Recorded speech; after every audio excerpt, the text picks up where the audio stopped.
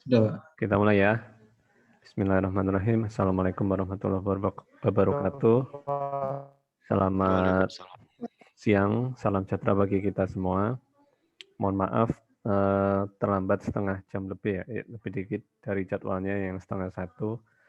Karena kebetulan eh, ada agenda yang baru selesai begitu. Ada agenda webinar yang baru selesai. Tadi pagi kita sudah ketemu ya, sebentar. Kemudian di materi tadi pagi semoga masih ingat, yaitu kita membahas apa? Masih ingat nggak tadi pagi bahas apa ya? Terakhir tentang apa tuh? Uh, Flat table. betul ya. Jadi ada flat table, kemudian di flat table itu uh, semua data itu disimpan dalam satu tabel, begitu. Akibatnya nanti kolomnya bisa jadi banyak. Namun ketika kita buat tabel tidak sembarang bentuk tabel itu enggak, pokoknya jadi tabel gitu enggak sembarang, itu bisa dinamakan flat table kan. Ada beberapa prasyarat atau ada istilahnya kaidah-kaidah sehingga dia bisa dimasukkan sebagai flat table yang benar. Itu yang pertama, ketika terjadi perubahan data tidak merubah struktur kolomnya ya. Misalkan kalau jualan pulsa tadi kan contohnya pecahan 10.000, 25.000, 50.000, kemudian suatu saat dia hendak ingin jualan pulsa 100.000, bisa sih nanti dia transaksinya 50 dan 50. Namun kan dia nanti akhirnya tidak tercatat sebagai dia hanya beli satu sebagai 100.000. Nah, agar itu terakomodir, akhirnya kita nambah kolom. Nah, itu kan yang nggak boleh. Kemudian strukturnya harus bentuk tabel. Lalu apalagi tadi ya syaratnya ya. Kemudian jika ada komposit atribut ya, yaitu di mana ada satu kolom di mana nilainya itu bisa kita pecah lagi dalam beberapa komponen. Contohnya misalkan kita punya satu tabel dengan satu kolom namanya alamat, di mana di dalam alamat itu ada komponen jalan, nomor rumah, kelurahan, kecamatan, ya, kota, provinsi. Itu yang asalnya satu kolom bisa kita pecah dalam banyak kolom begitu. Itu yang kita pelajari tentang flat table. Nah, nantinya flat table ini akan kita pecah-pecah lagi yang asalnya hanya satu tabel menjadi beberapa tabel gitu. Kalau tadi kan komposit masih satu tabel, masih satu kolom jadi banyak kolom kan. Nah sekarang bagaimana caranya kalau tabelnya udah gede, udah lebar, kolomnya ada banyak gitu yang mungkin antara satu kolom dan kolom yang lain bisa jadi ada hubungan, bisa jadi nggak ada hubungannya gitu kan. Kita pecah dalam beberapa tabel. Nah, itu nanti akan kita bahas pada siang hari ini ya. Materinya cukup banyak, jadi semoga ini nanti bisa selesai. Nah, judulnya yaitu entity atau dalam bahasa Indonesianya yaitu entitas. Saya full screen. Nah, ini istilahnya bahasa Inggrisnya itu entity ya, bahasa Indonesianya entitas.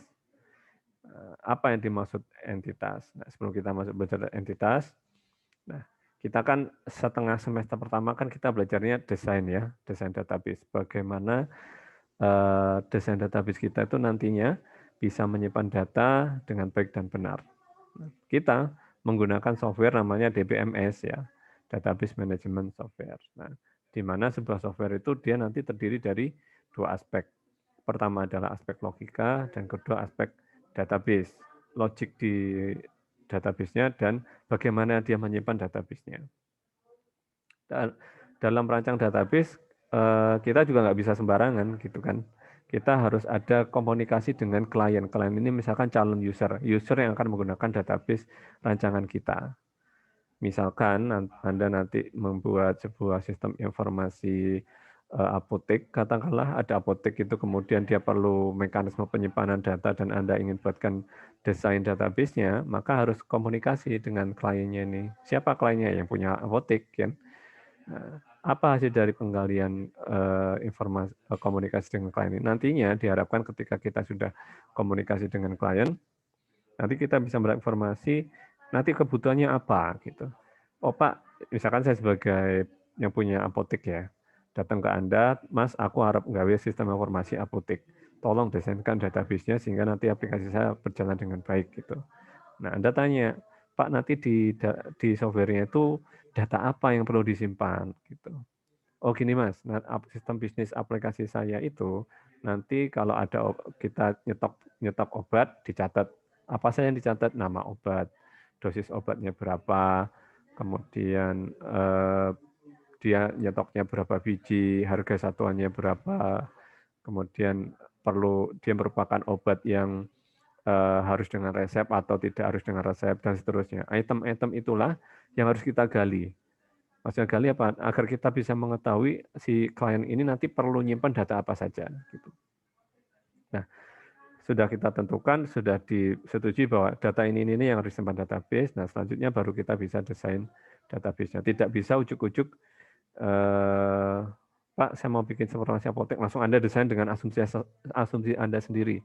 Nah, itu jelas nggak bisa. Harus disesuaikan dengan nantinya kalau praktik di lapangannya, Anda harus banyak komunikasi dengan klien. Gitu. Nah, di sini kita kan menggunakan database dengan model relasional ya, di mana nanti database relasional ini nantinya tabel kita itu ada database kita nggak satu flat table, tapi tabelnya ada banyak. Nah, untuk menentukan tabel apa saja yang harus muncul itu juga tidak sembarangan. Ada langkah-langkahnya, gitu kan? Ada langkah-langkahnya. Nah, dan harus benar, karena jika tidak, misalkan desain Anda tabelnya itu, oh nanti perlu misalkan bikin sistem informasi apotek, kemudian karena di sistem informasi apotek kemudian Anda menggali dengan klien, oh berarti nanti akan ada data obat, akan ada data customer-nya yang beli obat, akan ada data supplier, lalu Anda desain, oh berarti perlu ada tabel obat, perlu ada tabel obat ini khusus untuk ngurusi masalah obat, kemudian tabel supplier ini khusus untuk ngurusi masalah supplier ya. Misalkan yang mencatat nama supplier obatnya siapa, kemudian dia menyuplai obat apa, kemudian alamat supplier atau nomor kontak suppliernya apa, jadi satu tabel sendiri begitu. Kemudian apalagi ya, selain customer-nya juga begitu. Nah, misalkan Anda definisikan itu, suatu saat ada transaksi loh, terus kalau ada atau misalkan ada orang mau beli obat, ini dicatatnya di tabel mana ya? Di tabel obat atau di tabel supplier atau di tabel siapa namanya customer-nya gitu. Nah, kalau Anda, misalkan, karena dia beli obat, dia harus disimpan di tabel obat.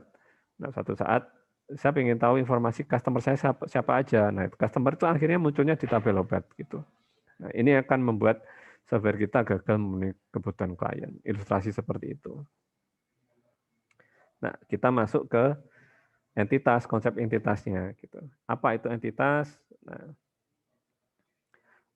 entitas adalah ya berisi apa namanya? Tentang nanti yang di bold ya, di tebel itu yang dimaksud entitas adalah hal-hal yang terkait tentang apa-apa saja yang disimpan dalam database. Itulah yang menjadi entitas. Contoh sederhananya, kalau sekali lagi, kalau Anda ingin membuat sistem informasi apotek, data apa saja, data apa ya, informasi tentang apotek itu informasi tentang apa saja yang perlu disimpan dalam database. Nah, gitu aja itu. Informasi tentang obat. Oh, berarti akan ada entitas obat. Informasi tentang supplier. Oh, berarti akan ada entitas namanya supplier. Informasi tentang customer, berarti akan ada entitas tentang supplier. Jadi tentang apa saja yang perlu disimpan di database. Gitu. Itulah yang akan menjadi entitas. Misalkan nah itu kan sistem informasi. Kalau misalkan Anda tahu permainan Mobile Legends ya, tahu kan ya, yang mas-masnya mestinya tahu. Misalkan itu mau disimpan jadi itu kan juga pakai database kan. Kita kan kalau nggak pakai database nggak mungkin ketika saya login di HP saya, kemudian saya beli HP baru, login di HP yang sama, ternyata akunnya tetap sama kan, jumlah diamondnya berapa, jumlah battle point-nya berapa, kan nggak berubah. Itu artinya kan ada sebuah mekanisme penyimpanan data di situ. That means artinya dia juga menggunakan database kan. Gitu. Jika menurut Anda misalkan Mobile Legends itu sebuah aplikasi, ada database-nya, di dalam database-nya ada entitas apa kira-kira? Ada yang bisa jawab nggak kira-kira? Ada bisa jawab? Mungkin? Atau terlalu abstrak ya kalau game ya? Atau gini deh, sister. Nah, itu kan sister Anda sebagai user kan, pengguna sister kan. Di database sister, menurut Anda itu ada entitas apa saja? Ingat, entitas itu apa ya? Tentang apa saja yang disimpan di database. Data tentang apa saja yang disimpan dalam database. Kalau apotek tadi, data tentang data tentang obat. Oh, berarti ada entitas obat. Di sistem informasi apotek, di database-nya itu ada data tentang supplier. Oh, berarti ada entitas supplier. Nah, kalau di sister, kira-kira ada entitas apa kira-kira? Ada yang bisa jawab? Data mahasiswa. Data mahasiswa, Pak. Mahasiswa, betul. Berarti ada entitas mahasiswa itu di database sister. Selain mahasiswa apa lagi? Ada data apa lagi yang Anda tangkap dari aplikasi Nilai, sister? Pak. Nilai. Nilai. Dosen mungkin, Pak. Dosen, Pak. Dosen. Pak. Jadwal Nilai, mata kuliah, Pak. Mata kuliah. Betul. Banyak kan? Nah, itulah nanti yang dinamakan entitas di database. Nah, entitas-entitas yang Anda sebutkan tadi, itu nanti database dia menjadi kandidat tabel tersendiri. Ingat ya, ada kata-kata kandidat, ada kata-kata tabel. Yang dimaksud kandidat bisa jadi dia jadi satu tabel sendiri, bisa jadi tidak. Begitu. Nanti kita lihat kapan dia jadi tabel sendiri, kapan dia tidak. Namun ketika kita sudah bisa mendefine, ya misalkan di sister itu, oh ada data tentang mahasiswa, berarti ada entitas mahasiswa. Entitas itu menjadi kandidat tabel. That means artinya di database sisternya itu kemungkinan ada tabel mahasiswa. Di database sister kemungkinan ada tabel dosen. Di database sister kemungkinan ada tabel mata kuliah. Gitu kan. Tabel dosen, mahasiswa, kuliah. Jadi satu tabel sendiri. Begitu. Nah, karena dia masih kandidat, ya asumsinya ada tabel mahasiswa, ada tabel dosen, ada tabel mata kuliah. Misalkan saya ambil contoh 3 saja ya, 3. 3 entitas di sister, dosen, mahasiswa, dan mata kuliah. Nah, berarti nanti di tabel mahasiswa, karena dia satu tabel sendiri, berarti kan dia informasi yang ada di situ yang khusus menyimpan informasi tentang mahasiswa. Yang ada di tabel dosen khusus untuk menyimpan informasi dosen. Begitu juga di tabel mata kuliah. Itu ya. Jadi konsep entitas itu secara umum adalah data tentang apa saja yang disimpan di sister. Data tentang apa nih yang mau disimpan di sister? Di sistem, di database-nya. Kalau sister kan data tentang apa saja nih yang disimpan di sister. Tentang mahasiswa, tentang dosen, tentang mata kuliah. Di perpustakaan, data tentang buku. Oh, berarti ada entitas buku. Di ATM, misalkan sistem ATM. Kalau ATM apa kira-kira entitas? Misalkan ada, tahu ATM ya? Udah jarang pakai Pak, pakai OVO sekarang. Nggak, misalkan ada KTM kan pernah. Kalau sistem, misalkan kita gambarkan ATM itu sebuah sistem dan ada database-nya, menurut Anda ada entitas apa saja di ATM itu? Nomor rekening. Nomor rekening, apalagi? Jumlah saldo, nama bank, nasabah, nah, gitu kan. Nah, itulah yang menjadi kandidat entitas gitu. Ingat ya, ada kata-kata kandidat, ya asumsinya dia jadi tabel sendiri. Nah, karena dia masih kandidat, nanti perlu kita define lebih lanjut apakah dia memang tabel sendiri atau dia cukup menjadi kolom di salah satu tabel. Gitu. Nah, itu nanti di slide berikutnya. Mana nih? Oke. Nah, entitas-entitas tadi macam-macam ya, dilihat dari studi kasusnya. Bisa jadi tentang benda nyata, benda abstrak, bisa jadi tentang peristiwa. Nah, namun sekali lagi tadi kan ada kata-kata kandidat, tidak semua peristiwa atau benda tadi perlu menjadi entitas, begitu. Nah, apa yang perlu jadi entitas? Ya, hal-hal yang ada relevansinya dengan bisnis proses yang hendak disimpan dalam database, gitu. Harus ada relasinya. Jadi misalkan nih, di perpustakaan sekolah, perpustakaan kampus, begitu.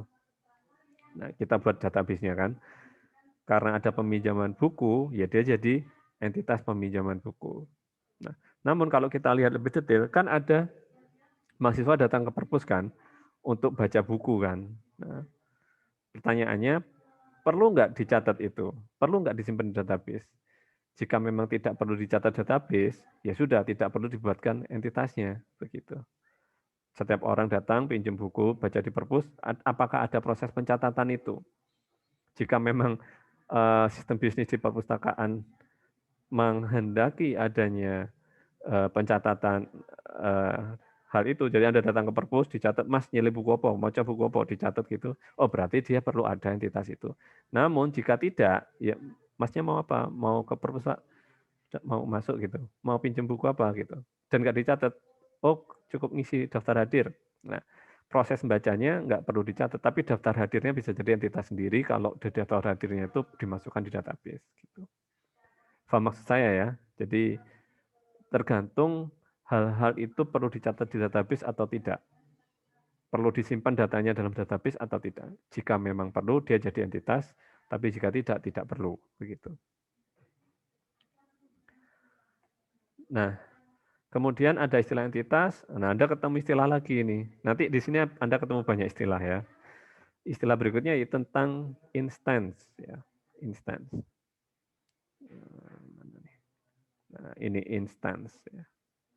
Apa instance itu? Nah, di sini terjemahan bebasnya yaitu merupakan bentuk nyata dari entity. Nah, maksudnya gimana Pak? Apakah entitas ini abstrak atau apa sehingga perlu bentuk nyatanya? Nah, nanti kita lihat ya. Karena satu entity itu dia bisa memiliki beberapa instansi sekaligus.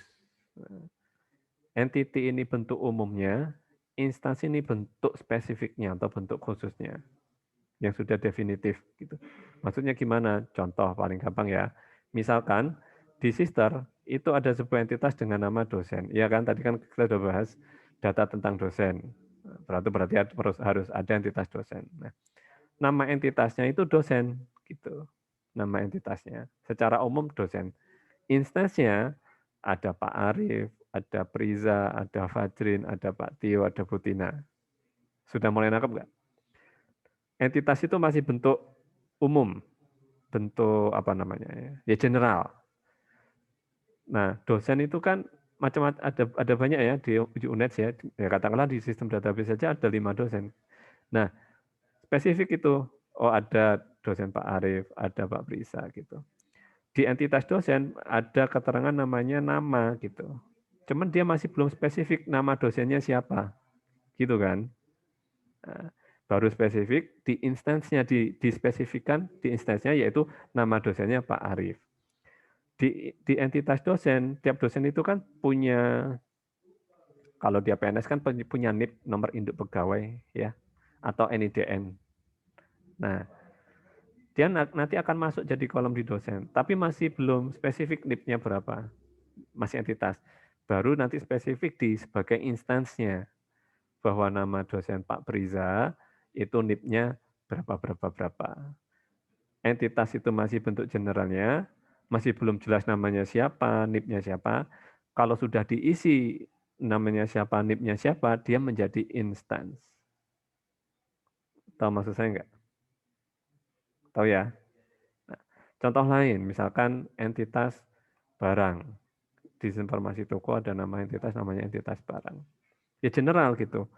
Barang dia punya harga, tapi harganya nggak tahu. Barang punya nama, tapi namanya nggak tahu ya, masih belum tahu. Barang punya spesifikasi, tapi spesifikasinya masih nggak tahu. Pokoknya ada barang aja. Tiap barang punya harga, nama, dan spesifikasi. Namun namanya siapa, nama barangnya apa, harga barangnya berapa, spesifikasi barangnya apa. Kalau di entitas itu masih belum terdefinisikan. Ketika dia menjadi instance, nah baru didefinisikan di instance-nya bahwa ada nama barang namanya Indomie, harganya ini, spesifikasinya ini. Ada barang dengan nama Indomie, kuah ayam bawang, harganya sekian, spesifikasinya sekian. Gitu. Begitu. Ada pertanyaan dari sini? Semoga tidak bingung. Biasanya kalau belajar database itu titik ini udah mulai bingung biasanya. Ada banyak istilah, kemudian terlalu abstrak gitu kan. Ada pertanyaan enggak? Ya tak tanyai kalau gitu ya. Kalau nggak tanya, gantian saya yang tanya. Misalkan di sistem informasi perpustakaan, gitu kan. Ada entitas apa kira-kira? Buku ya. Buku, Pak. Buku. Buku. Ini entitas. Bentuk instansinya apa kira-kira? Judul bukunya, Judul Pak. buku. Judul buku. Betul ya. Jadi di entitas buku, tiap buku itu punya namanya judul ya. Ada judul, ada enggak keluar. Ada pengarang, misalkan ya. Ada tahun terbit, misalkan nih. Nah, ini nama entitasnya, buku. Judul ini atribut dari entitas tadi. Buku itu kan punya judul, buku itu punya pengarang, buku itu kan punya tahun terbit. Ini merupakan atribut dari entitas tadi. Nah, ini entitas. Dia akan menjadi instance ketika tiap-tiap atributnya itu terdefinisikan.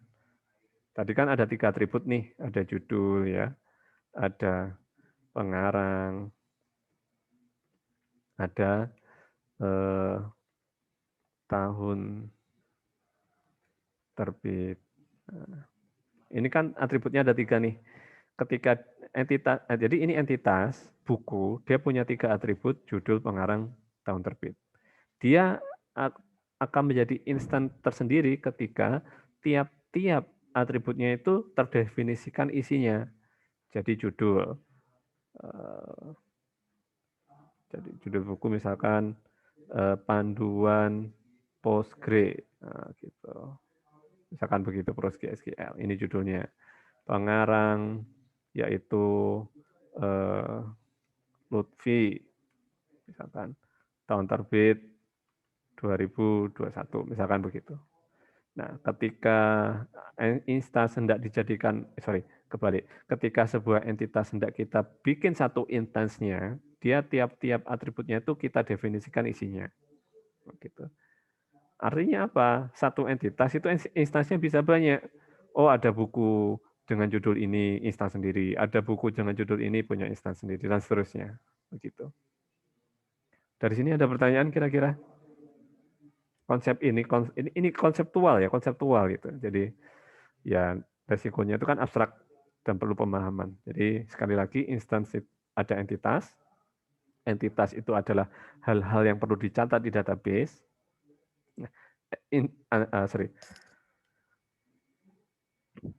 Entitas dia punya atribut ya, tergantung entitasnya apa.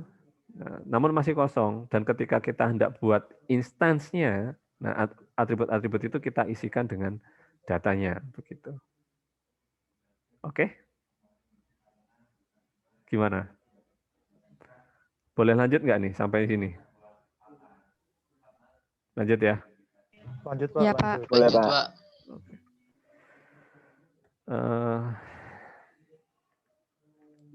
Oke ya. Nah ini sudah sebagian saya terangkan tadi ya. Jadi entitas itu apa-apa yang perlu dicatat dan entitas punya atribut. Ya, tadi kalau buku itu punya atribut entitas buku, dia punya atribut judul, nama pengarang dan apa tadi tahun terbit ya.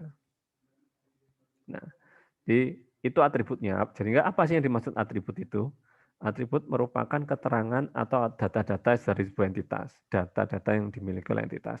Entitas buku dia punya data judul, pengarang, tahun terbit.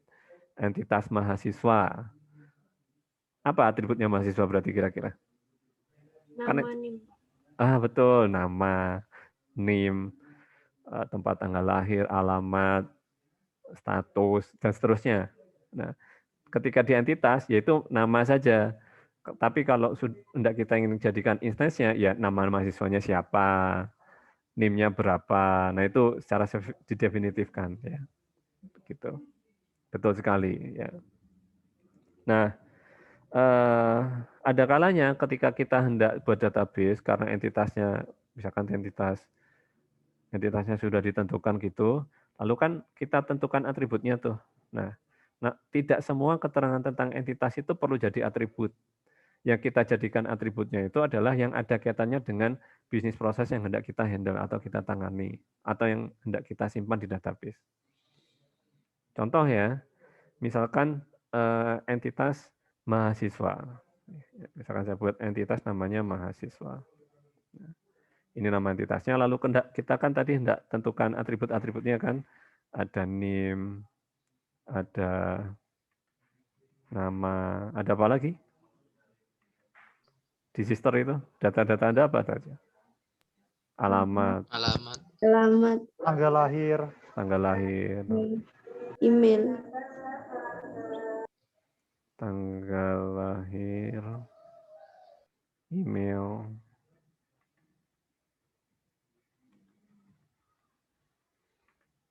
Status ada nggak? Status maksudnya lajang atau menikah atau duda, ada nggak? Ada, Pak. Mahasiswa, Pak. Pelajar, Pak. Pelajar. Pelajar. Nggak, maksud saya status itu loh. Apakah sudah bernikah atau masih lajang, janda atau duda, ada nggak itu data itu? Ada. Ada? Kayaknya Ada. Single Ada, sih, Pak. enggaknya sih. Single. Oh gitu, single. Lalu apa lagi ya? Fakultas Prodi.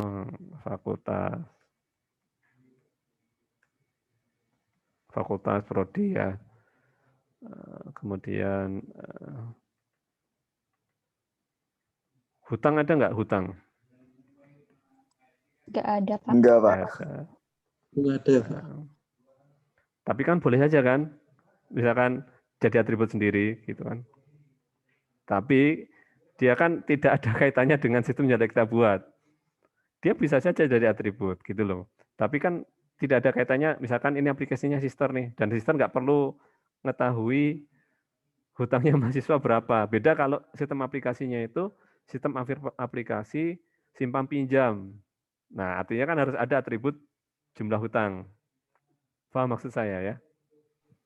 Paham, Jadi Pak. atribut-atribut yang ada di sini ya. Misalkan Anda ingin membuat sistem aplikasi sister sebuah kampus gitu kan. Ya atribut-atribut ini cocok, atribut hutang nggak cocok. Tapi ketika Anda ingin buat sistem informasi aplikasi simpan pinjam mahasiswa, di mana usernya ini, nasabahnya ini khusus untuk mahasiswa. Nah, karena dia aplikasi simpan pinjamnya ini untuk khusus mahasiswa, jadi ada entitas mahasiswa dan ada ada atribut nama, NIM dan seterusnya. Dan karena dia merupakan aplikasi simpan pinjam, harus ada atribut namanya hutang. Jadi penentuan atribut sekali lagi depends on, tergantung dari sistem apa yang hendak kita tangani atau bisnis proses apa yang ditangani oleh database-nya gitu ya. Semoga bisa dipahami ya untuk menentukan entitas. Karena sering sekali tuh ketika tugas atau apa itu, tolong tentukan entitas ini. Muncul entitas-entitas yang sama sekali kesannya itu rasanya disambung-sambungkan gitu loh dengan aplikasi yang tidak dibuat gitu. Nah, contoh yang lain misalkan ya entitas dosen ya, atributnya NIP, nama dan seterusnya. Entitas barang, kode barang, nama barang, harga barang, jenis barang. Ini nama entitasnya, ini atribut-atributnya begitu. Dan penentuan apakah dia perlu jadi atribut, dijadikan sebagai atribut atau tidak, perlu kita lihat dari bisnis prosesnya. Kita tentukan dari situ. Apakah memang, misalkan ini nih, jenis barang ini memang sesuai dengan bisnis proses yang hendak ditangani. Jika memang iya, ya kita perlu tambahkan atribut jenis barang. Gitu. Oke. Nah ini contohnya, misalkan kalau mau divisualisasikan sebuah entitas driver ojol, ya, ojek online ya. Ini entitasnya. Nah, kemudian atributnya apa nih atributnya? Atributnya ada ID, ada nama, ada HP. Ya. Dan ketika atribut itu kita isikan value-nya, maka dia akan menjadi satu instance sendiri. Ya, gambar ini kira-kira begitu. Ya, maksud dari gambar ini. Ada pertanyaan dari sini mungkin?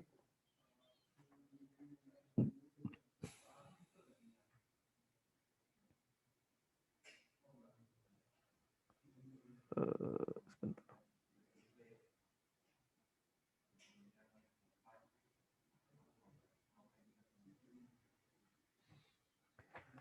Oke ya. Kemudian kalau kita sudah definisikan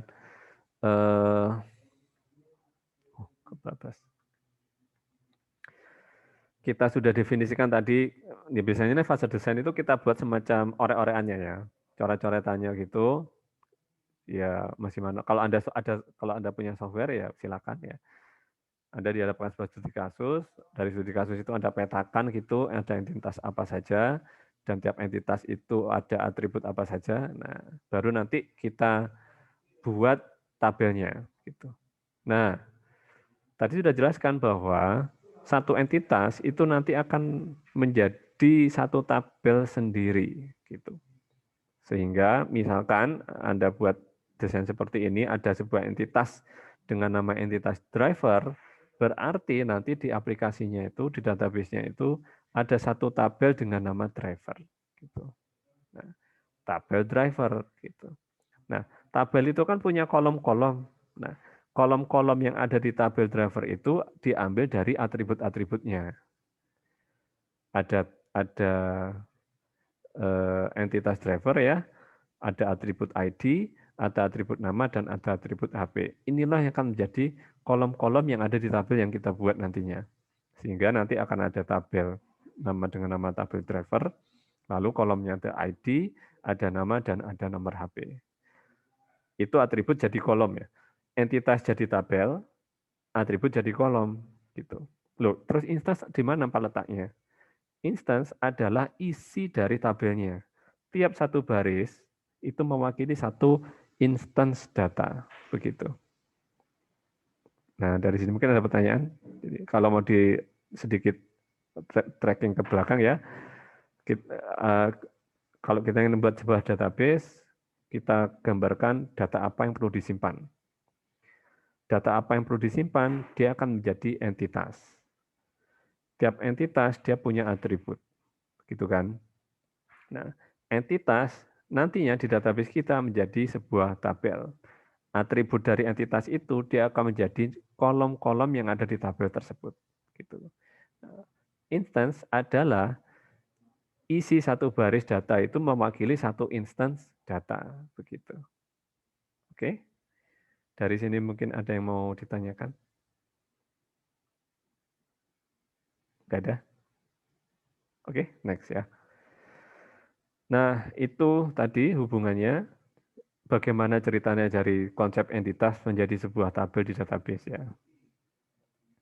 Oke. Nah, di sebuah instance ini satu instance tadi kan sudah saya sampaikan tiap satu instance data itu dia merupakan satu tabel satu baris ya.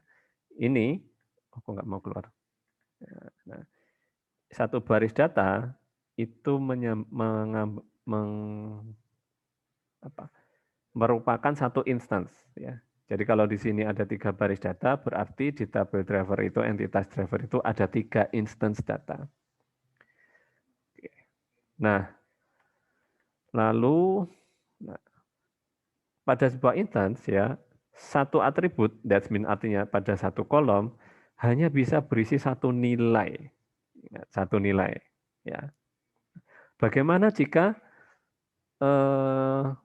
atribut itu memungkinkan nilainya lebih dari satu? Contoh, misalkan ada ada entitas mahasiswa, dia punya atribut hobi. Nah, kebayang nggak? Oh, berarti ada tabel mahasiswa, ada kolom namanya hobi. Nah, satu mahasiswa, hobinya kan bisa lebih dari satu. Kan? Boleh toh, kayak tadi ya, contohnya tadi kan. Nah, sehingga ada istilahnya itu multi-valued attribute. Ada sebuah atribut pada sebuah entitas yang bisa menampung banyak nilai sekaligus. Contohnya hobi, begitu. Nah, terus nyatetnya gimana, Pak?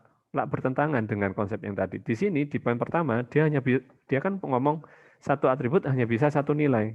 Nah, ini ada atribut hobi, nilainya itu lebih dari satu, Pak. Ada mahasiswa yang hobinya menyanyi sambil menyanyi, menari. Ada mahasiswa yang hobinya masak dan apa gitu kan. Lebih dari satu yang jelas. Nah, ketika terjadi sebuah kondisi atribut nilai lebih dari satu, ya, atau multi value atribut, bisa ada beberapa kemungkinan yang bisa kita lakukan. Ya. Pertama adalah atribut itu bisa dikeluarkan dan jadi entitas sendiri. Jadi misalkan kalau ada mahasiswa di entitas mahasiswa ada atribut hobi, nah karena hobi ini isinya bisa lebih dari satu, dia bisa menjadi tabel sendiri, entitas sendiri. Kita keluarkan jadi entitas sendiri. Gitu. Contohnya seperti apa yang memungkinkan terjadinya entitas, kemudian dia punya multi-value atributnya jadi entitas sendiri. Nah, contohnya misalkan entitas dosen. Contoh yang lain selain hobi tadi. Nah, misalkan nomor telepon bisa jadi entitas, bidang keahlian bisa jadi entitas. Kok bisa seperti itu? Kenapa dia nomor telepon harus jadi entitas sendiri? Karena sangat memungkinkan satu orang kan bisa punya nomor handphone lebih dari satu, ya, satu orang dosen. Di kolom nomor telepon dia ngisinya lebih dari satu, gitu. Dia jadi entitas sendiri akhirnya, entitas nomor telepon. Atau misalkan bidang keahlian, satu dosen kan keahliannya ya biasanya memang lebih dari satu, ya. Ada yang programming dan apa, ada yang database dan apa, gitu kan. Nah, selain itu, kombinasi atribut juga sangat mungkin jadi multivariate atribut gitu. Contohnya dikombinasikan, misalkan kode bidang keahlian dan bidang keahlian, ya, dipisah jadi satu entitas sendiri gitu. Ini kalau ada contohnya lebih bagus. Oh, enggak ada gambarnya ya. Nah, misalkan kalau saya modelkan contohnya mahasiswa dan hobi sendiri ya tadi ya. Misalkan kita,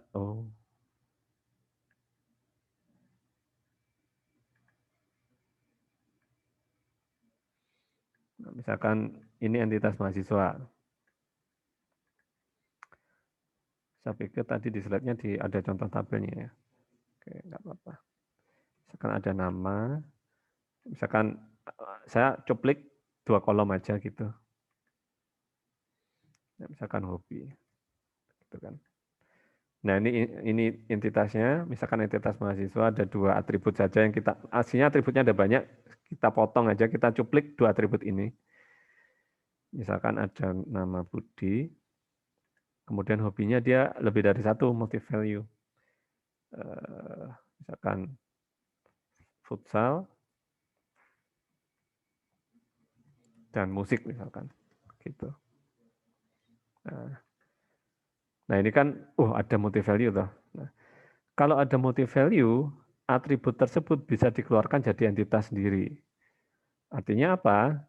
Si entitas hobi ini, ya, entitas hobi ini kita keluarkan dari entitas mahasiswa.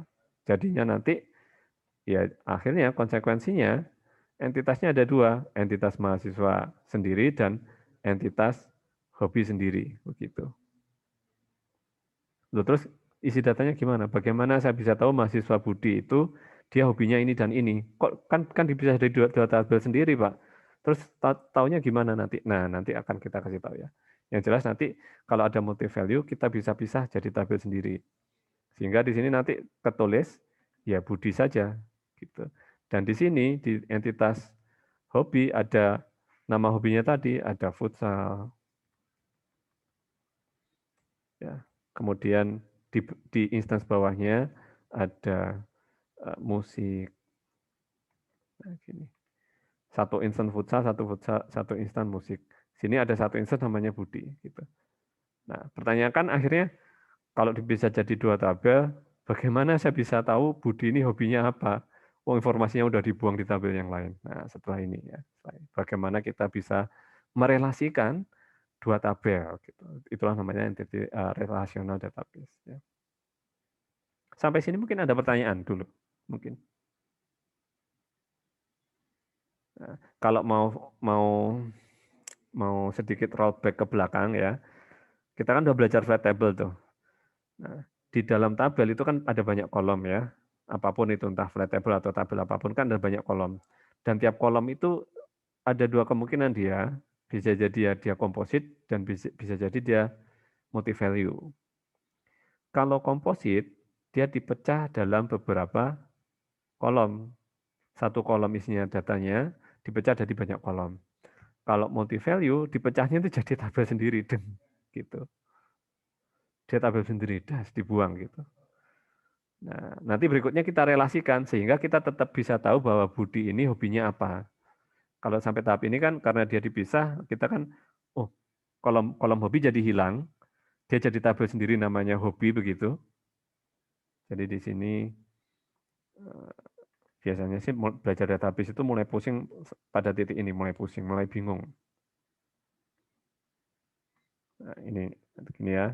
Jadi nanti di sini ada tabel mahasiswa dengan kolom nama dan seterusnya, dan ada tabel sendiri dengan nama tabel hobi, gitu loh.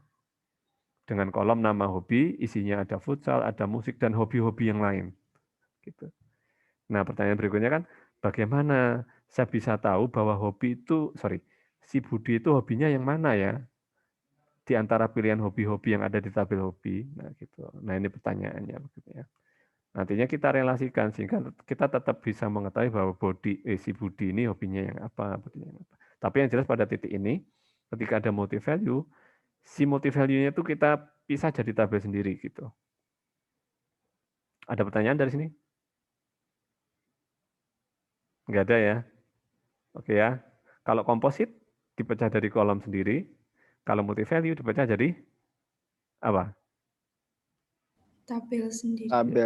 Tabel sendiri. Ekstrim ya. Multi value langsung dibuang, satu kolom itu dibuang jadi tabel sendiri gitu. Jadi kolom hobi itu tadi yang ada di tabel mahasiswa, kita buang dari tabel mahasiswa, kita jadikan tabel sendiri gitu. Isinya apa, Pak? Yang ada di sini isinya. Futsal jadi satu instance, musik jadi satu instance, menari jadi satu instance. Jadi isinya nanti nama hobi, ini ada futsal, musik dan lain-lain, hobi-hobi yang lain gitu. Yang terpisah dengan tabel Budi. Nah, berikutnya nanti kita relasikan sehingga kita tetap bisa membaca, nanti bisa mengetahui, kita bisa mendapatkan informasi si Budi punya hobi apa saja. Gitu. Don't worry ya, untuk habis ini kan kita relasikan nanti. Oke. Nah, ketimpa ininya ya. Oke. Nah, tadi multi value ya. Nah, ketika kita buat entitas, kemudian kita tentukan instansinya, ada kemungkinan dari instansi tersebut memiliki nilai yang sama. Begitu. Memiliki nilai sama. Nah, kalau nggak salah ada contohnya di sini. Nggak ada ya. Oke, habis ini setelah ini saya kasih contoh ya. Jadi dalam satu instance kan dia punya atribut. Atribut kan menjadi kolom-kolom yang ada di tabel ya. Mahasiswa, dia punya atribut nama, berarti ada kolom nama, kolom alamat, kolom NIM, dan seterusnya. Nah, nilai kalau kita lihat dari tabelnya, misalkan dari instance yang ada, isi data yang ada di tabel tersebut, biasanya akan ada sebuah kolom, di mana di kolom tersebut ada nilai yang sama, begitu. Nah, ada nilai yang sama, gitu. Nah, bagaimana jika itu terjadi? Gitu. Ada satu kolom, misalkan begitu, nilai kolom pertama 1, nilai kolom kedua 2, nilai kolom ketiga 1. Oh, angka 1 muncul 2 kali dalam kolom yang sama. Itu kan? Nah, bagaimana jika itu terjadi? Ya. Nah, kita lihat jika ada salah satu nilai yang sama, itu kita rubah, mengakibatkan nggak enak ya, mending langsung ditulis saja ya. Misalkan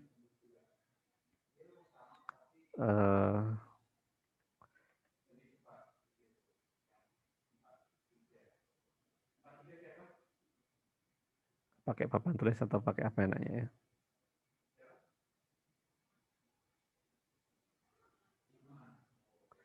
Pakai papan tulis saja ya.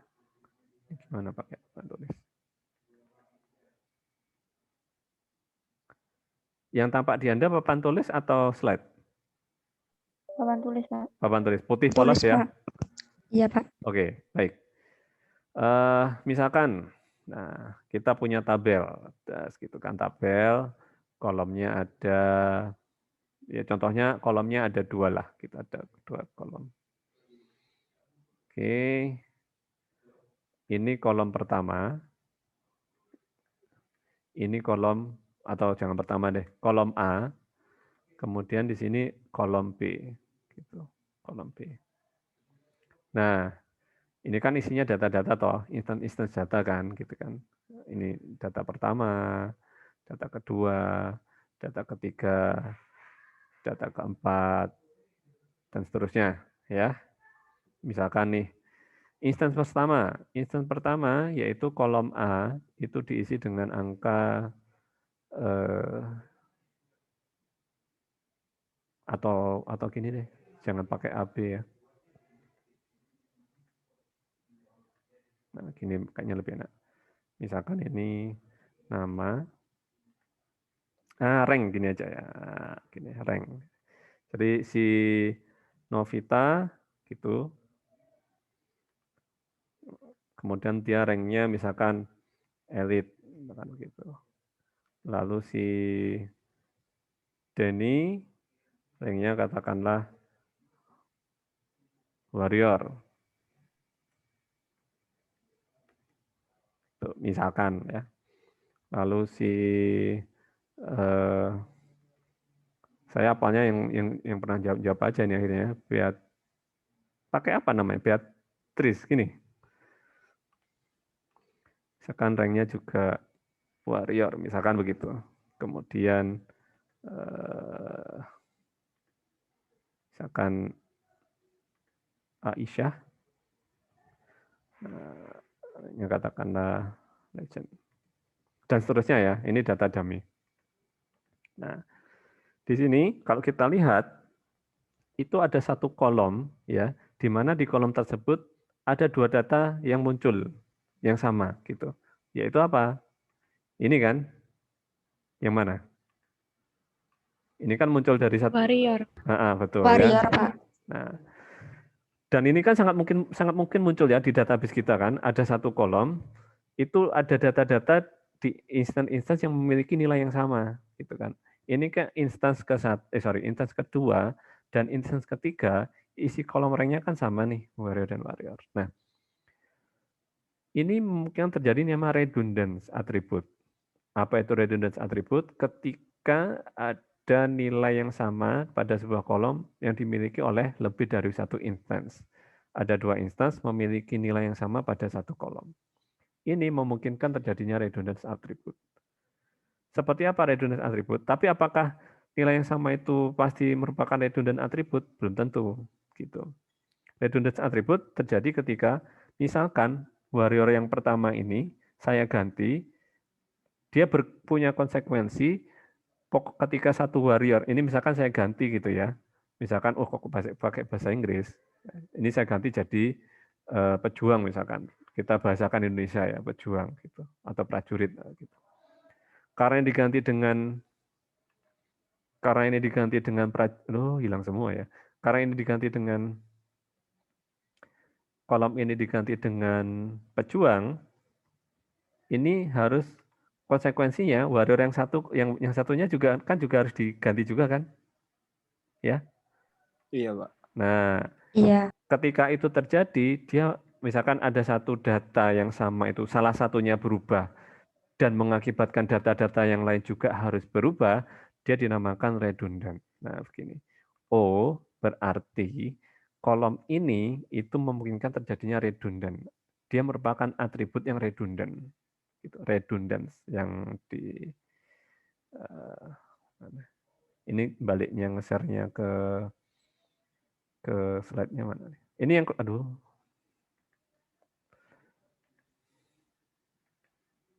saya belum begitu terampil mengoperasikan. Yang tampak di Anda apa nih?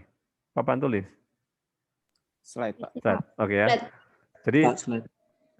redundant itu ketika ada sebuah kolom, di kolom itu ada data yang sama muncul lebih dari satu kali, kemudian data yang sama itu salah satu kita rubah, contoh tadi warrior kita rubah jadi pejuang, mengakibatkan warrior-warrior yang lain juga harus diganti jadi pejuang, maka dia dinamakan redundant attribute. Begitu. Namun Anda perlu berhati-hati, tidak semua kolom yang sama itu merupakan redundant attribute. Contoh, misalkan saya pakai papan tulis lagi ya. Oke. Nah, ini papan tulis yang tadi masih belum kehapus ternyata. Contohnya nih, misalkan saya punya tabel kayak gini.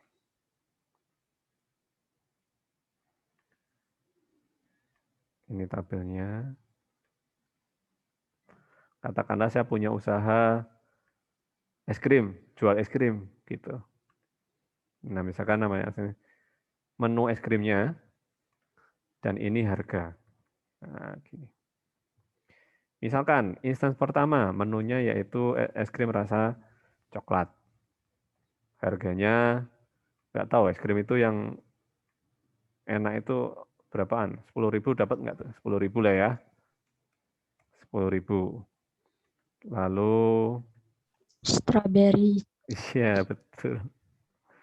Strawberry. Berapa strawberry satu porsi? Tergantung Pak belinya di mana. Kalau belinya di gelato-gelato gitu ya mahal. Kalau es dungdung murah misalkan. Kalau strawberry misalkan agak mahal dikit 15.000. Oke. Lalu ada ya yang populer lah ya vanilla. Vanilla misalkan dia juga 10.000. Lalu menu yang keempat, instance keempat, coklat strawberry vanilla. Apa? Rasa apa? Blueberry. Oke, blueberry. Blueberry. Nah, gini. Blueberry misalkan 12.500. Oke lah, misalkan cukup 4 instance data ya. Nah, kalau Anda lihat di kolom harga wabil khusus kolom harga ini, ada data yang sama kan? Muncul lebih dari satu kali? Apa Ada. itu? Coklat sama vanilla. Coklat sama vanilla. Betul, yaitu angka 10.000-nya kan. Angka 10.000-nya itu kan muncul lebih dari satu kali, ya. Pertanyaannya, oh berarti kolom harga ini redundant dong Pak, sama kayak kolom rank tadi. Kolom rank tadi kan ada warrior muncul lebih dari satu kali, oh berarti dia redundant. Apakah kolom harga ini merupakan redundant? Belum tentu. Dia dinamakan redundant sekali lagi ketika ada data yang sama, kemudian dirubah salah satu, mengakibatkan data yang sama yang lain juga harus dirubah. Ada satu warrior ganti pejuang, maka warrior-warrior yang lain juga harus diganti tulisannya jadi pejuang. Itulah yang dinamakan redundant. Tapi ketika ini dirubah, satu dirubah, tidak mengakibatkan data yang sama lain harus dirubah, berarti dia bukan redundant atribut. Contohnya ini, misalkan si coklat itu tak ganti jadi, katakanlah tak ganti jadi, lagi diskon misalkan tak ganti jadi 7.500. Nah pertanyaannya, apakah vanilla juga harus diganti dengan 7.500? Tidak, Pak. Tidak kan? Tidak, Pak. Nah, Tidak. sehingga kolom harga bukan merupakan kolom redundant atribut. Karena ketika ada yang sama, dirubah satu, tidak mengakibatkan si vanilla juga harus dirubah kan? Berarti dia bukan redundant. Ya. Jadi hati-hati, redundant itu satu kolom kita lihat ada data yang lebih muncul lebih dari satu kali, dirubah satu mengakibatkan data yang sama lainnya juga harus dirubah, barulah dia redundant. Namun, ketika data yang sama, dirubah satu, yang lain tidak harus ikut berubah, dia bukan redundant. Gitu ya. Oke. Nah, loh, kok itunya slide-nya ikut ke stop share? Sorry. Nah, jadi begitu ya. Jadi ketika atribut tersebut dirubah, perubahan tersebut harus dilakukan pada semua anggota tadi ya. Kalau di rank tadi itu harus ada warrior dirubah jadi pejuang, cuma harus ganti pejuang. Ya, dia dinamakan redundant atribut. Nah, oke, sudah teridentifikasi redundant atribut. Terus kita apakan ini redundant atribut ini? Nah, pertanyaan berikutnya kan itu. Nah, jika kita sudah bisa mengidentifikasi satu kolom dia merupakan redundant atribut, maka kolom itu kita pisahkan jadi entitas sendiri. Gitu. Jadi kebayang ya, tadi kalau contoh kita itu kan ada nama, ada rank. Rank ini kan redundant atribut ya. Oh berarti rank ini kita potong, terus kita jadikan tabel sendiri. Gitu. Berarti tadi yang dipotong jadi tabel sendiri sudah ada dua kan. Pertama yang apa? Yang multi value. Yang kedua yang Redundant. yes, betul. Waduh Pak, kalau gitu bisa jadi tabel saya yang tadinya cuma satu, flat table gitu, tabelnya cuma satu, dipotong-potong jadi banyak tabel dong Pak? Iya, begitu nantinya. Satu tabel utuh dipotong, kita identifikasi, ternyata kolom ini multi value, harus jadi tabel sendiri gitu kan. Diidentifikasi lagi, ketemu lagi sebuah atribut satu kolom, dia redundant, ya buang lagi, bukan dibuang sih, kita pisahkan jadi tabel sendiri. Akhirnya nanti tabel kita jadi banyak gitu. Ada tabel ini, tabel ini, tabel ini, tabel ini. Tidak apa-apa, nanti kita relasikan. Gitu. Nah ini contohnya ya tadi. Misalkan nih ada entitas dengan nama dosen, gitu kan. Dia punya atribut, ada tabel dosen begitu. Salah satu kolomnya namanya misalkan jabatan akademik, gitu. Salah satu instansnya yaitu instans Pak Arif, Pak Fajrin, Pak Prisa memiliki jabatan asisten ahli. Jika suatu saat satu asisten ahli harus dirubah jadi dosen madya, maka semuanya harus dirubah. Sehingga dia merupakan kolom jabatan akademik itu merupakan apa istilahnya redundant atribut tadi. Ini kalau susah divisualisasikan, contohnya kayak gini nih tadi ya. Saya share lagi ya, pakai papan tulis lagi. Yang dimaksud di slide itu, misalkan kita punya entitas dengan nama dosen, ya. Lalu dia misalkan ada 2 kolom, misal kolomnya ada banyak, tapi kita cuplik 2 kolom ini aja, yaitu nama dan tadi apa? Tadi apa ya? Jabatan, Pak. Jabatan. Oke, jabatan. Ini yang tampak di Anda papan tulis atau slide-nya? Tulis, Pak. Tulis, Pak. Jadi jabatan. Jabatan, lalu ada instance Arif, begitu. Dia asisten ahli, jabatannya misalkan. Misalkan ada, tadi siapa? Pak Fajrin. Nah, ini asisten ahli juga. Nah, lalu ada Priza. Ini misalkan asisten ahli. Nah, saya tulis semuanya 5-5-nya. Misalkan ada Tio. Tio misalkan tenaga pengajar, misalkan namanya begitu misalkan. Lalu ada Tina, misalkan jabatannya juga tenaga pengajar. Nah kalau gini kan, yang muncul lebih dari satu, ada asisten ahli muncul 3 kali, tenaga mengajar muncul 2 kali. Satu aja itu bisa kita identifikasi dengan redundant, apalagi 2 kayak gini kan. Jadi asisten ahli muncul 3 kali, tenaga pengajar muncul 2 kali. Nah, the question is, pertanyaannya adalah, apakah atribut jabatan ini merupakan redundant atau tidak? Untuk ngetesnya gampang, kita cek aja salah satu. Nggak perlu ini kan ada 2 nih, asisten ahli dan tenaga pengajar. Cukup salah satu saja. Misalkan asisten ahli ini kita ganti dengan tadi apa? Dosen madya, misalkan begitu. Dosen madya, ganti istilah begitu. Ini ceritanya bukan Pak Arif ganti pangkat, enggak, tapi semua dosen yang asisten ahli itu istilah asisten ahli dihilangkan dan ganti jadi dosen madya. Akibatnya Pak Arif ganti dosen madya dan satu ini mengakibatkan semua asisten ahli juga harus ganti jadi dosen madya, maka dia akhirnya menjadi apa? Menjadi redundant. Ingat kasusnya ini bukan Pak Arif naik pangkat jadi dosen madya, tapi ada edaran gitu misalkan bahwa tidak ada namanya jabatan asisten ahli sekarang. Semua jabatan ahli harus jadi dosen madya. Satu ganti dosen madya, semua mengakibatkan jadi dosen madya, berarti dia merupakan redundant. Gitu.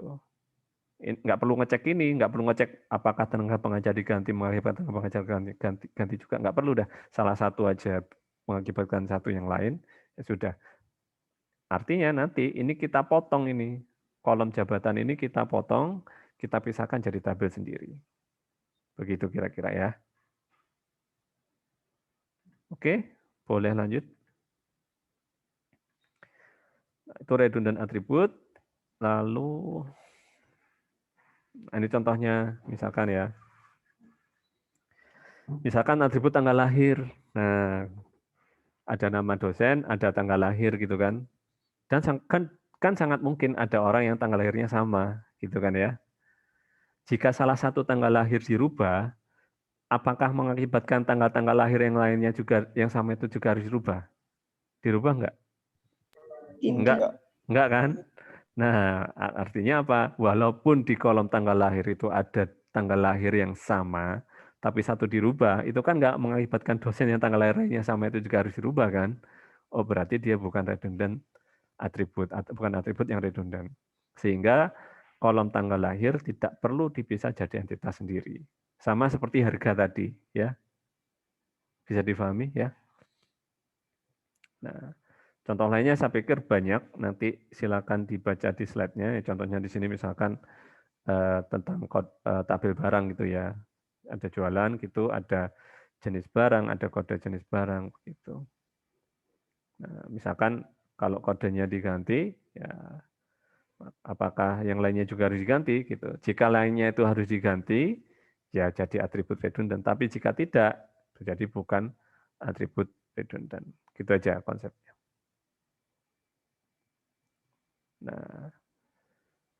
Nah ini tipsnya nih. Seringkali kita dihadapkan pada sebuah tabel, kolomnya ada banyak. Nah, tugas pertama kan kita identifikasi mana yang komposit, mana yang multi value, mana yang redundant gitu kan. Nah, jadi kalau komposit kan kita pisah jadi kolom sendiri. Dan ketika kita pisah jadi kolom sendiri kan harus kita analisa lagi kan. Kolom-kolom hasil pisah tadi merupakan redundant atau tidak. Multi value atau tidak. Jika multi value jadi tabel sendiri, jika redundant jadi tabel sendiri. Namun ketika proses itu, kita kan sering ragu-ragu ya. Oh ini perlu bisa jadi tabel sendiri enggak ya? Atau dia tetap jadi entitas? Atau dia tetap jadi atribut saja ya? Kolom saja, bukan tabel sendiri ya. Gitu. Nah, kalau Anda ragu-ragu, ya tetap aja masukkan sebagai atribut. Misalkan belum srek, kayaknya sih dia nggak bisa jadi tabel sendiri. Tetap jadi atribut. Ya sudah, tetap aja masukkan sebagai atribut. Karena nanti akan ada proses berikutnya, yaitu normalisasi. Di mana di proses normalisasi ini, secara otomatis, atribut-atribut yang tadi mestinya jadi tabel sendiri, akan kita pisahkan jadi tabel sendiri. Begitu. Oke? Nah, di sini ada saya nggak tahu nih latihan ini ada kunci jawabannya enggak ya? Oh ada ya. Ada. Jadi di sini misalkan ada toko buku Handayani akan membuat sistem informasi penjualan. Toko buku ingin buat sistem penjualan. Nah, di toko buku tersebut ada seorang pegawai yang punya tugas memproses penjualannya. Nah, buku yang dijual berasal dari berbagai penerbit. Setiap buku ditulis oleh satu atau beberapa pengarang ya. Nah, itu Anda baca tulisannya ada toko buku, objek-objeknya itu ada toko buku, ada petugas, petugas memproses penjualan. Buku itu berasal dari berbagai penerbit ya.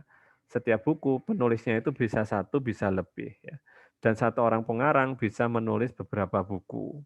Satu buku bisa ditulis banyak pengarang, dan satu pengarang bisa menulis banyak buku. Ya. Dan tiap buku dia memiliki genre tertentu. Pertanyaannya, dari soal cerita ini, kalau Anda sebelum Anda membaca slide berikutnya, kira-kira ada ada entitas apa saja? Nah, sebelum lihat slide selanjutnya. Judul buku mungkin, Pak. Judul itu entitas atau atribut? Atribut, Pak. Atribut. Atribut dari entitas apa berarti? Buku, Pak. Betul, buku. Entitas apa lagi? Pegawai. Buku karangan dari pengarang. Buku karangan dari pengarang. Ini entitasnya yang mana ini, Pak? Ini kan ada satu kalimat itu kan? Jadi kayak buku karangan Edi Sucipto misalnya gitu, Pak. Oh, karangannya. Kolom karangannya. Iya, kolom untuk pengarang, untuk Berarti kan pengarang itu atribut, bukan entitas ya. Nah, tipsnya nih, kalau Anda dihadapkan pada soal cerita kayak gini, gitu, Anda disuruh menentukan entitasnya, cara paling gampang salah satunya yaitu Anda highlight mana yang merupakan kata benda. Gitu. Ini kan satu paragraf nih. Coba identifikasi aja kata bendanya yang mana. Oh, ada toko buku. Oh, ada sistem informasi penjualan. Oh, ada pegawai. Oh, ada penjualan. Ada buku. Ada penerbit. Ada pengarang. Ya, ada genre. Gitu kan? Ada toko misalkan. Nah, kata-kata benda yang ada di sini itu merupakan kandidat atribut biasanya. Kandidat entitas. Ya tinggal kita pilih aja nih. Kata benda toko buku, ada nggak sih kira-kira tabel toko buku? Kayaknya nggak ada, ya sudah berarti nggak jadi entitas. Kata sistem informasi penjualan, perlu ada nggak sih tabel sistem informasi penjualan? Kayaknya nggak perlu, jadi bukan jadi entitas. Kata benda pegawai, perlu ada nggak sih tabel pegawai? Kayaknya sih perlu, kan nanti perlu mencatat pegawai-pegawai yang di toko buku tersebut. Oh berarti ada entitas pegawai.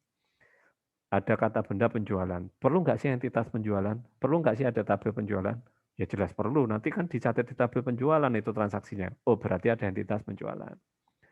Ada kata benda buku. Perlu nggak sih ada entitas buku? Ya perlu. Nanti kan bukunya harus dicatat di tabel buku. Berarti ada tabel buku. Penerbit juga begitu. Kira-kira ini penerbit jadi entitas nggak? Perlu ada tabel penerbit nggak? Perlu. Perlu jadi entitas berarti. Pengarang perlu jadi tabel nggak? Perlu. Berarti jadi entitas. Toko. Perlu nggak tabel toko gitu? Nggak perlu, Pak. Kayaknya sih nggak perlu kan ya. Tabel toko apa yang mau dicatat di situ? Wong dia diinstal di situ. Oh berarti nggak perlu. Genre. Perlu nggak tabel genre? Perlu, Pak. Perlu. Ini pertanyaan nantinya. Genre perlu tabel sendiri atau jadi atribut? Nah, gitu. Defaultnya, kalau Anda ragu-ragu tadi gimana kalau Anda ragu-ragu? Jadikan aja atribut kan? Jadikan aja dia sebagai atribut. Atributnya siapa berarti? Buku, Pak. Atributnya buku. Gitu. Kalau Anda ragu-ragu, atributnya buku. Nantinya ketika kita jadikan atribut, kita kan bisa ngira-ngira, oh ada buku A, genrenya drama. Ada buku B, genrenya drama. Drama muncul lebih dari satu kali nih. Nah, mulai curiga kan? Kalau drama yang atas diganti dengan apa? Kata lain drama apa? Atau gini deh, buku A genrenya komedi, buku B genrenya komedi. Komedinya A tak ganti dengan genre lucu, apakah si B juga harus ganti lucu? Nah, berarti kalau dia harus ganti lucu, berarti genre bisa jadi entitas sendiri. Tapi kalau si A lucu kemudian si B tetap komedi, nggak harus berubah, berarti dia tidak jadi entitas sendiri. Gitu alurnya.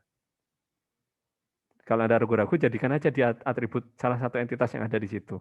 Kalau Anda ragu-ragu. Nantinya kan ada proses itu tadi kan, menganalisa tadi kan. Oh, kolom ini kayaknya harus atribut sendiri. Jadi entitas sendiri gitu. Bisa dipahami ya? Oke. Nah, tipsnya kayak gitu tadi ya. Kata bendanya mana itu nanti jadi kandidat atribut, tinggal Anda tentukan aja. Perlu nggak sih dicatat jadi dalam sebuah tabel? Kalau perlu, dia jadi tabel sendiri, jadi entitas sendiri. Oke, next. Nah, sudah ada kunci jawabannya ya. Di slide berikutnya itu entitas buku, ada entitas pegawai, ada penjualan. Kenapa kok perlu ada ya buku?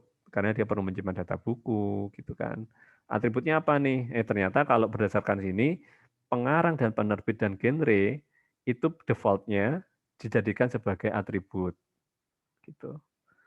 Walaupun nanti kalau kita analisa buku A penerbitnya Erlangga, buku B penerbitnya Erlangga. Suatu saat perusahaan Erlangga ganti nama jadi perusahaan 3 media misalkan. Artinya kan yang semua Erlangga kan harus jadi 3 media. Oh berarti penerbit jadi tabel sendiri nantinya kan gitu. Ya. Ada pegawai, ada ini berikut mengapa dia harus jadi entitas ya, karena spesifik untuk menyimpan data pegawai. Atributnya apa ya? Ada nomor pegawai, nama, alamat. Ini kan sesuai analisa kebutuhan. Data tentang pegawai yang mana saja yang perlu dicatat gitu ya. Ada penjualan ya. Ada ya penjualan. Ini nanti Anda ketemu istilah primary key, foreign key. Jadi nanti akan dibahas lebih lanjut ya. Apa itu? Nah, yang jelas perlu tabel sendiri karena Sebentar, saya ada telepon ya.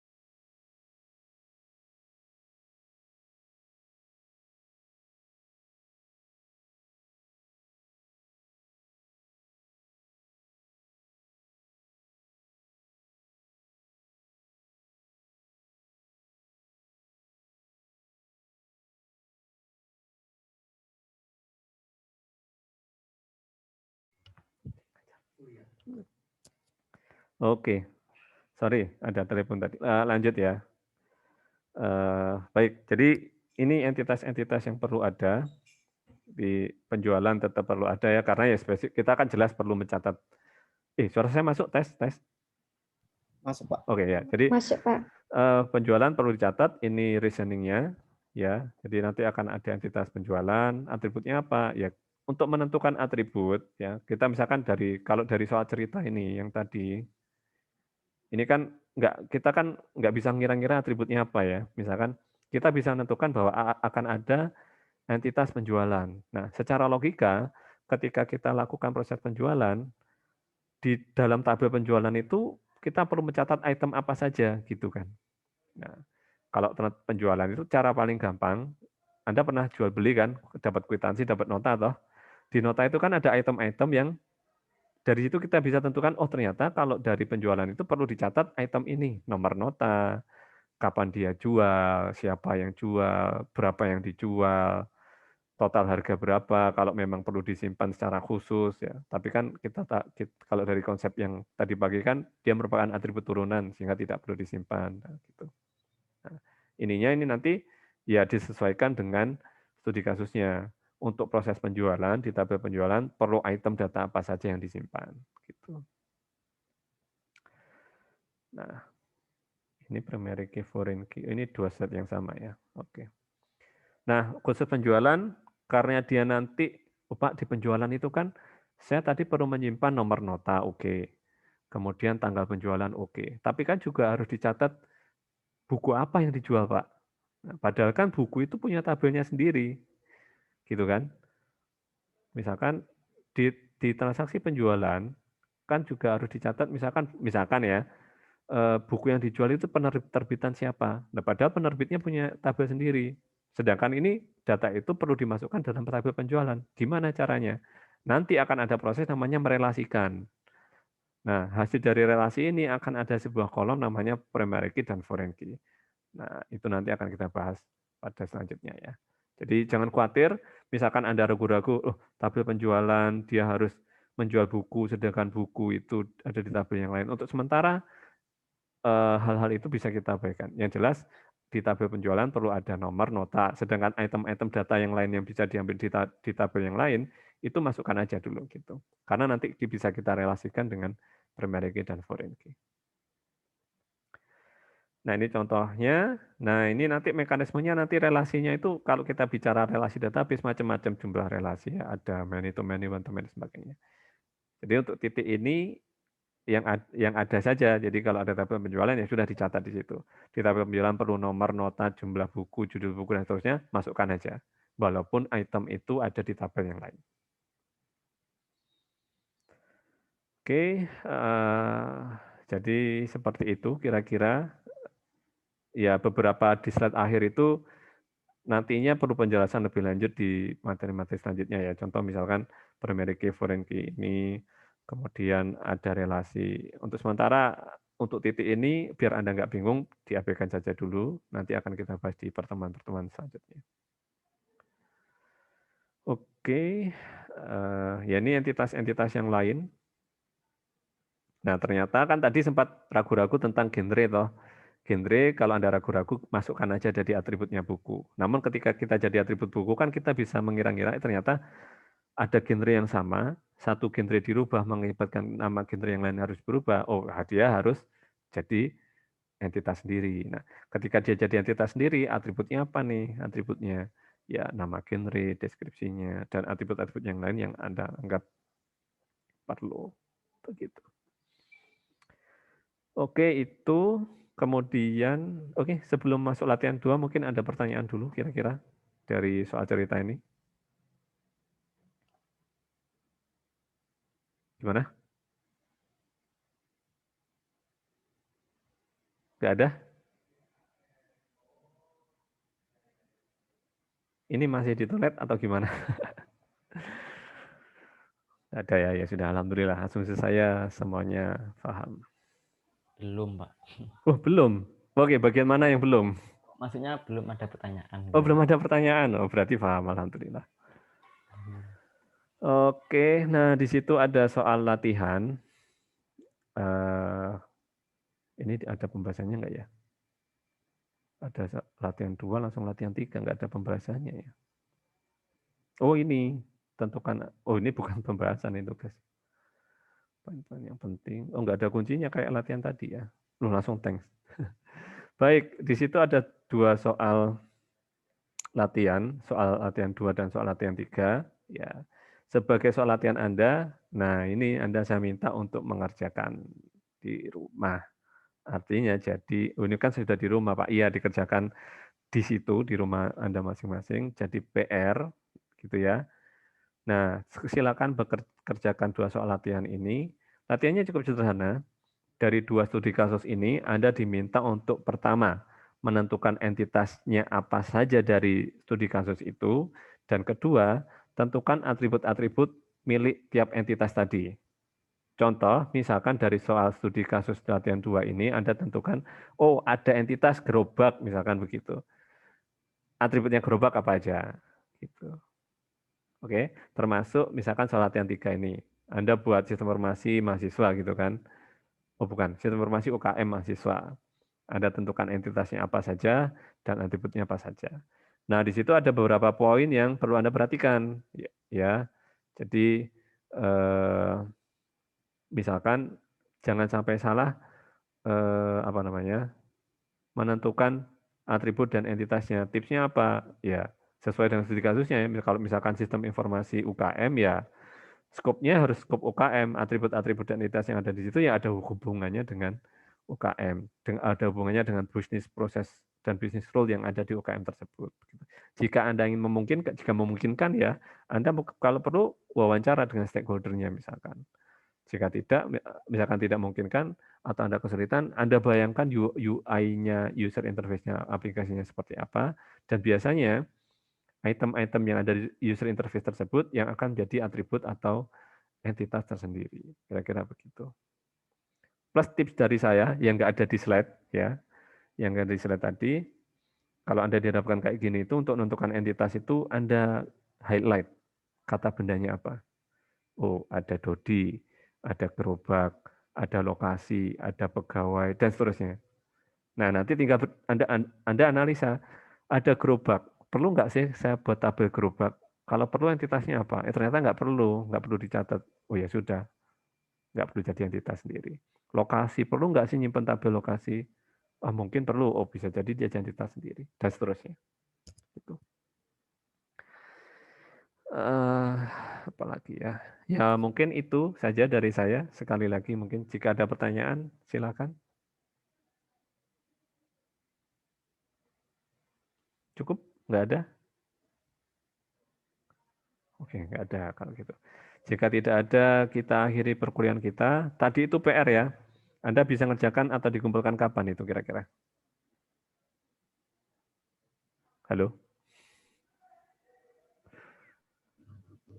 Minggu depan mungkin, Pak. Minggu depan. Hari Minggu ya, hari Minggu besok. Dikumpulkan ke Nanti akan saya taruh link Kawandanya di e-learning, link Kawanda untuk pengumpulan. Anda kumpulkan di situ maksimal hari Minggu besok, hari Ahad. Hari Minggu Minggu itu tanggal berapa? Tanggal 7. Jam 23.58. Ya, nanti link pengumpulannya saya taruh di Kawanda ya. Di e-learning ya, di e-learning. Gitu. Kumpulkan ke link ini. Itu saja dari saya. Kita jumpa di lain kesempatan. Insya Allah semoga bermanfaat. Mohon maaf jika ada yang salah dan kurang. Kita jumpa lagi di lain kesempatan. Assalamualaikum warahmatullahi wabarakatuh. Waalaikumsalam warahmatullahi wabarakatuh. Waalaikumsalam warahmatullahi wabarakatuh.